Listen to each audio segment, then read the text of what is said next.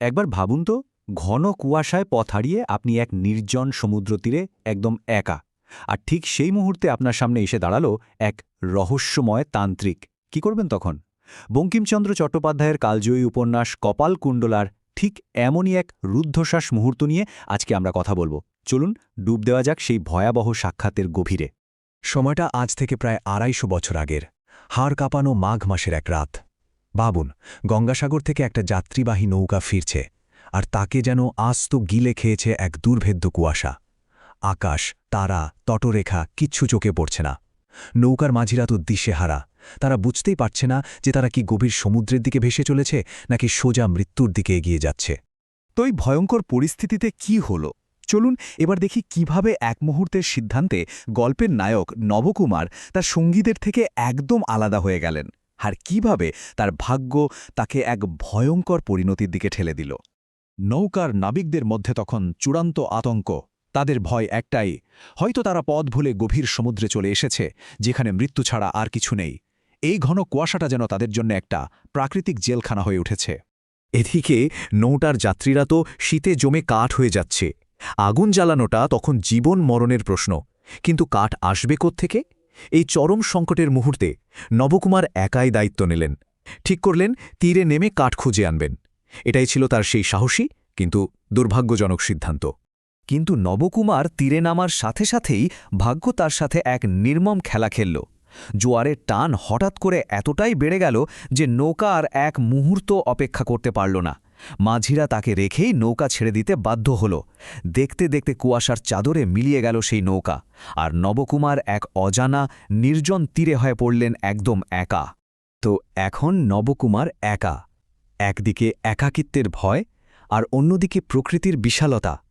আর ঠিক তখনই তার জীবনে ঘটতে চলেছে সেই ভাগ্য নির্ধারক সাক্ষাৎ, যা তার জীবনটাকে চিরদিনের জন্য বদলে দেবে।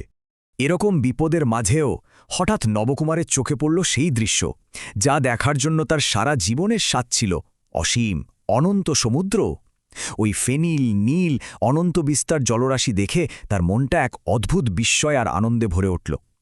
এক মুহূর্তের জন্য তিনি যেন তার ভয়, তার বিপদের কথা সব ভুলে গেলেন। এই নির্জন সৌন্দর্য যেন তার মনের সব ভয়কে কিছুক্ষণের জন্য শুষে নিল।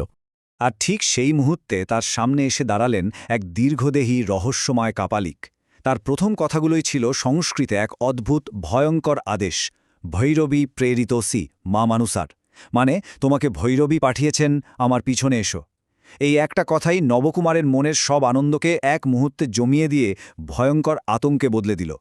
আচ্ছা, এবার চলুন সেই বাড়তে থাকা আতঙ্কের গভীরে প্রবেশ করি। দেখা যাক নবকুমার যখন এই অচেনা লোকটার পিছু নিলেন তখন কি ঘটল।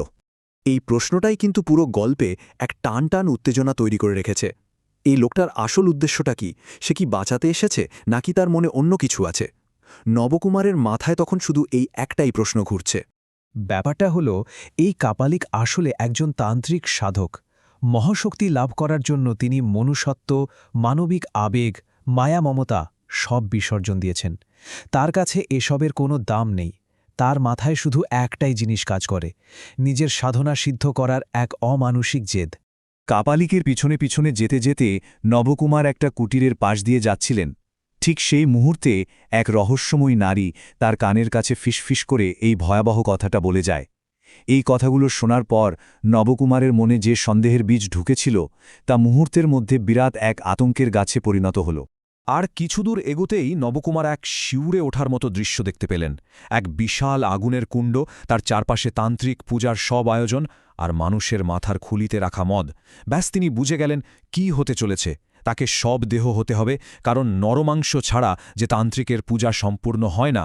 এখান থেকেই আমরা গল্পের ক্লাইম্যাক্সে পৌঁছে যাই। শুরু হয় দুটো সম্পূর্ণ বিপরীত মানসিকতার মধ্যে এক সরাসরি সংঘাত। এখানে আমরা দেখতে পাচ্ছি দুটো একদম আলাদা দর্শনের লড়াই। একদিকে কাপালিকের ধর্মান্ধতা, যার কাছে নবকুমারের জীবনটা একটা মাংসপিণ্ড ছাড়া আর কিছুই না, আর অন্যদিকে নবকুমারের বেঁচে থাকার তীব্র আদিম ইচ্ছে। তাদের কথাবার্তাগুলো শুনলে মনে হবে যেন বিশ্বাস আর যুক্তির মধ্যে একটা যুদ্ধ চলছে। এই পর্যায়ে এসে কাপালিকের ভয়ঙ্কর উদ্দেশ্যটা একদম জলের মতো পরিষ্কার হয়ে যায়। তিনি নরবলি দিতে চান, আর তার শিকার স্বয়ং নবকুমার। যেটা কাপালিকের কাছে তার সাধনার সর্বোচ্চ পর্যায়ে, সেটাই নবকুমারের কাছে একটা ঠান্ডা মাথার খুন। সবশেষে চলুন দেখে নেওয়া যাক গল্পের সেই নাটকীয় পরিণতিটা কী ছিল। নবকুমারকে বাঁচান সেই রহস্যময়ী নারী, আর তিনি কে জানেন? স্বয়ং কাপালিকের পালিতা কন্যা কপালকুণ্ডলা। ভাবুন একবার, ভাগ্যের কি পরিহাস! যাকে বলি দেওয়ার জন্যই হয়তো বড় করা হয়েছিল, তিনিই হয়ে উঠলেন রক্ষাকর্ত্রী।